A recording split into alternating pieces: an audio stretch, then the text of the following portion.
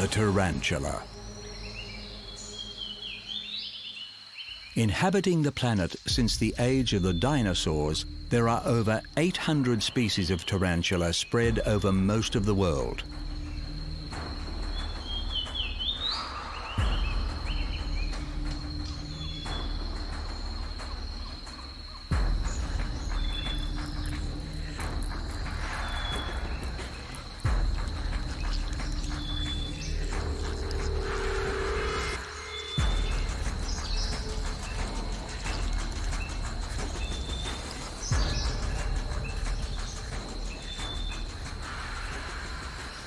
Tarantulas are the biggest of the spiders, and the biggest of the big are found in the Amazon.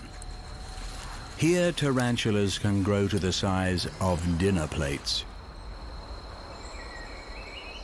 Occupying underground burrows or tree hollows, unlike many spiders, tarantulas do not use their web to catch prey, preferring instead to ambush them.